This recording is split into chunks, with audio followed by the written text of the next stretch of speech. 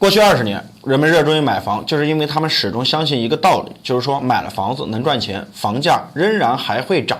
所以很多人把买房子视为自己的毕生事业。但是从2016年年底开始，有了房住不炒，到了2021年，楼市的调控到达顶峰。当时呢，由于调控，炒房客没有了，银行收紧了贷款，开发商呢不敢随意拿地了，所以现在我们2022年开始救市。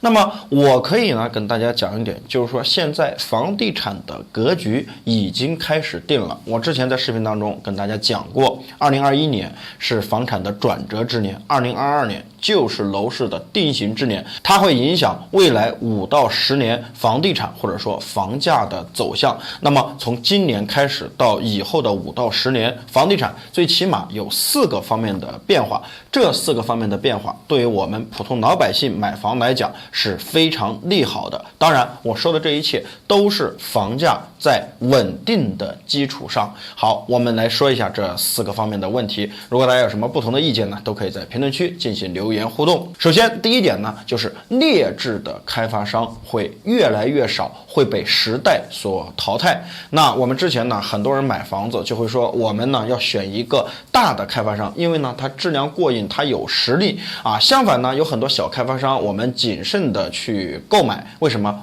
不安全。我们把钱拿出来以后，到最后我们能不能拿到房子都是一个未知数。再一个呢，市场上充斥的大大小小的这种开发商，你以为买房子只有炒房客的存在，那建房子就没有劣质的开发商存在吗？有大的有实力的开发商只是拿地建房子赚取利益，但是有很多劣质的开发商，当他拥有了开发资格以后，他拿了地有可能会转卖，拿了地不建房子，圈老百姓的钱，然后倒闭跑路，大有这样的开发商在。但是呢，随着这个房住不炒的进行，未来这种劣质的开发商越来越混不下去了。首先他就过不了3道红线这个关，其次呢，劣质的开发商他开发的楼盘要么呢很偏，要么呢拿的地非常的少，建的时候呢这个设计师也不是很专业，所以说呢这个整体的小区绿化也好，户型也好，格局也好，总之各个方面呢都是不尽人意的。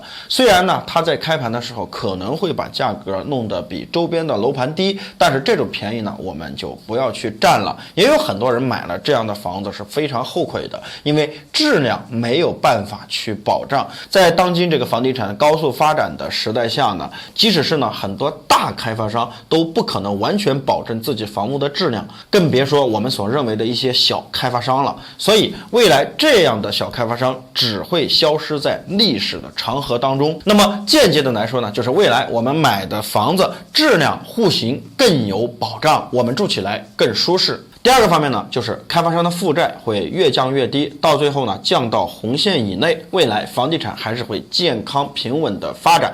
这2年很多人不敢出手买房，为什么？上半年有这个烂尾楼停贷事件，对吧？很多老百姓怕了。那下半年还有很多人不敢出手买房子，一方面不知道房价的走向，另外一方面我不知道我会不会再次买到烂尾楼。那烂尾楼是怎么产生的呢？就是在过去20年，开发商呢从来就不想自己的债务，只知道一味的拿地，一味的借钱建房子。那到最后呢，给了3道红线，你如果呢不把负债降完，那我就不给你贷款，你又没有办法融资。所以呢，现在很多开发商的这个负债实际上已经超过了100%。你可以想象一下，它的负债呢是要慢慢的往下降的。从2022年的上半年，我们可以看到很多大的开发商已经减缓拿地了，或者说甚至不拿地了。什么原因？就是说在想办法降自己的负债。那3道红线呢，到现在没有撤出，那么开发商就得一直降负债。降了负债以后，自身呢安全了，那么未来呢建的房子就不太可能出现烂尾楼。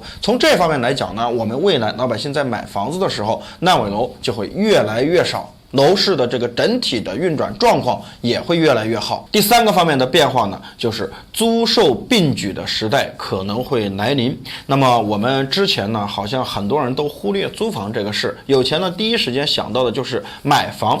毕竟呢，租房呢是租别人的房子，把钱给了别人；买房子虽然还着贷款，但是还给了银行，是因为我们找银行借了钱。总之，这个钱还是还给我们自己了。那我们的财富呢，在不断的的增值。正是因为很多人考虑到这个，才放弃租房，开始买房子。很多人呢是享受了过去20年房价从低价到高价这么一个过程，他享受了这个红利期，也就是说之前买房子相对来说比较容易一些，当时的房地产环境呢也是比较健康的。但是随着近几年房价的上涨房地产市场呢越来越不健康越来越多的人呢买不起房子了。那如果想要租房子呢，才发现这些房子全部都在有钱人的手中，房租的高与低都是他们说了算。很多人想到大城市发展，甚至呢连房子都租不起。所以呢，从去年就提出了要加快保障性住房以及租房市场的规范未来有可能以地方政府为主导的公租房时代可能会来临，面对的群体就是新市民、新青年以及要到城市当中发展的这一群人。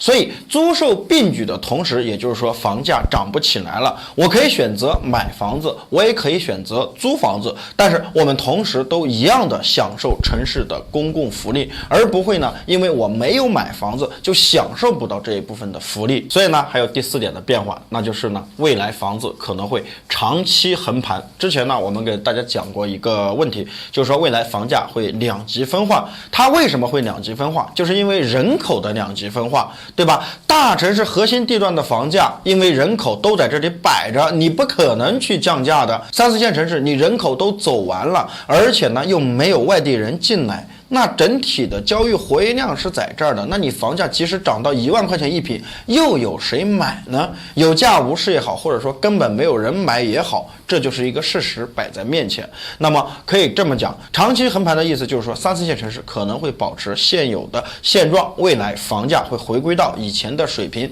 那么1、2线城市呢，会随着人口的增加慢慢的涨价，可能这个涨幅很慢，但是总归有一点，也就是说1、2线城市核心地段的房产仍然非常值钱，而且呢会变成高收入人群的一个互换的游戏。我不知道这样说大家能不能够明白。好了，今天的视频呢就讲到这里了，我们下期视频再见，拜拜。